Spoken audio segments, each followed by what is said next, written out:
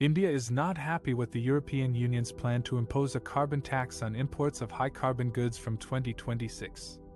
The tax, also known as the Carbon Border Adjustment Mechanism (CBAM), is aimed at reducing the risk of carbon leakage and encouraging global climate action. However, India sees it as a trade barrier that would hurt its exports and violate the EU Paris Climate Agreement. India plans to challenge the EU carbon tax at the World Trade Organization (WTO), according to top government and industry sources. India will argue that the tax is discriminatory and illegal, and that it goes against the principle of common but differentiated responsibilities and respective capabilities (CBDRC) enshrined in the Paris Agreement.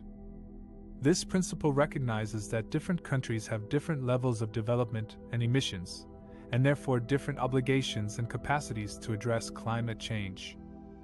India will also raise the issue in bilateral talks with the EU, as Trade Minister Piyush Goyal is on a visit to Brussels to meet EU leaders. India will seek relief for its exporters, especially small and medium enterprises, that would face higher costs and lower competitiveness due to the tax.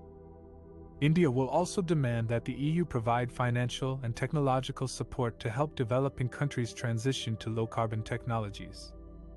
India is particularly concerned about the impact of the tax on its steel sector, which accounts for about 15% of its total exports to the EU. The steel industry has asked the government to take countermeasures against the tax, such as imposing safeguard duties on imports of steel from countries that have lower environmental standards or subsidize their producers. The industry has also urged the government to invest more in research and development of green steel technologies, such as hydrogen-based production or carbon capture and storage. India's challenge to the EU carbon tax could spark a trade revolution, as it could set a precedent for other developing countries to oppose the tax and demand fairer terms for climate action. It could also lead to a legal dispute at the WTO, where the compatibility of the tax with international trade rules will be tested. The outcome of this dispute could have significant implications for the future of global trade and climate cooperation. The EU carbon tax is a new policy that aims to reduce greenhouse gas emissions and protect the EU's industries from unfair competition.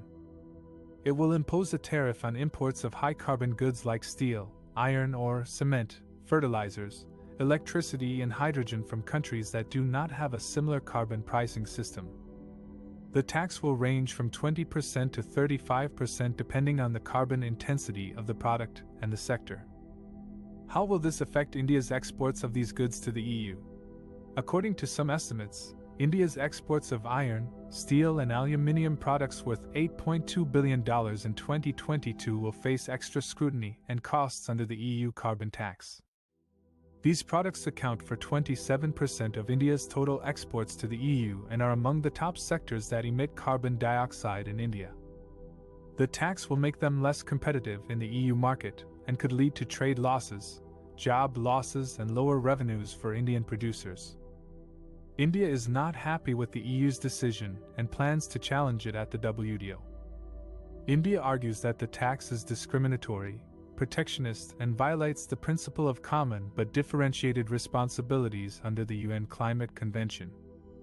India also wants its own energy auditors to do carbon verification of its exports instead of relying on third-party certifiers approved by the EU. India is seeking exemptions for its micro, small and medium enterprises, MSMEs, from the tax as they are more vulnerable to its impact. India is also exploring ways to reduce its carbon footprint and increase its renewable energy capacity.